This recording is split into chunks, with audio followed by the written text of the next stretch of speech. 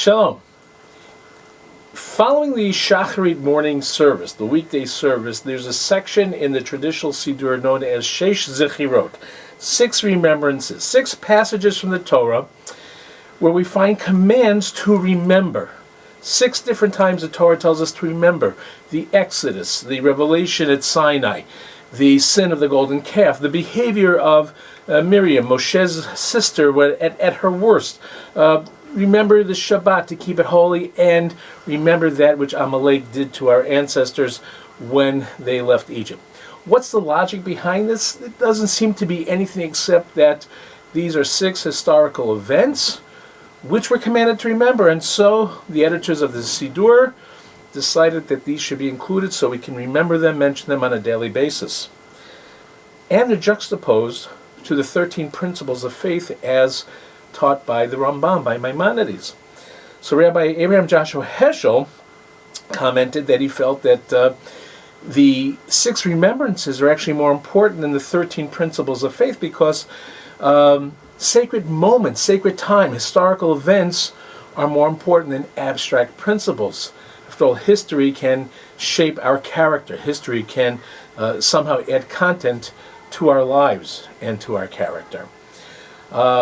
But if I think of these 6 remembrances, it's hard to figure out which of these is the most important. Several of them actually have or are intimately connected to specific dates on the calendar.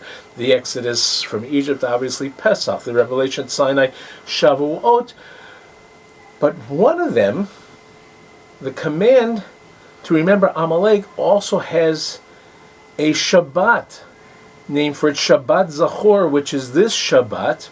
When we read this, the parsha in which this command appears as we prepare for our Purim celebrations, we remember on Shabbat Zakhor that which Amalek did when Amalek attacked from the rear, attacked the elderly, the enfeebled, the weak, the vulnerable. And God commands us to wipe out this kind of evil from beneath the heavens. And then we're told never to forget. Rabbi Irving Greenberg commented that this mitzvah, the mitzvah of Zakhor, to remember, is one that makes Jews uncomfortable. He said that it collides with the desire to be happy. The need to remember terrible things, awful things, is not in sync with how people want to live in modern days. He even mentioned the incident where President Ronald Reagan was in Germany and was asked why he wasn't going to visit Dachau, and he said, or one of his representatives said at the time, that President Reagan is a kind of an upbeat and happy guy, and therefore could not go to Dachau. And I think the same may be said about many Jews who prefer to celebrate life and not to remember some of the darker or more difficult times. But the magnitude of our celebration on Purim is also a reflection of our understanding of the near tragedies which took place, which didn't in the end take place, which is why we get to celebrate on Purim. We celebrate the establishment of a Jewish state a week after we commemorate and recall the memory of all those who were taken from us during the time of the Holocaust, even though that is such a difficult and sometimes overwhelmingly depressing thing to do. To remember all the death, all the destruction, all the tragedy. It is difficult, but if we don't do it, how do we understand the magnitude of our joy?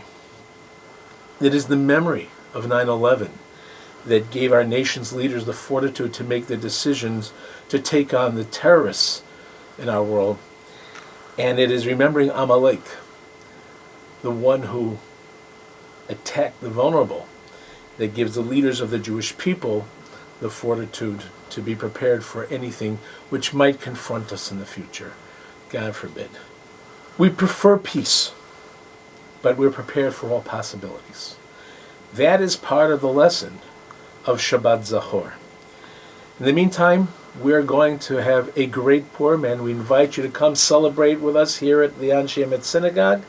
We're going to celebrate it in all possible ways, from reading the Megillah to giving Mishlochei Manot to giving Matanot Levyonim, all the different mitzvot of remembering those in need and taking care of our friends and being together.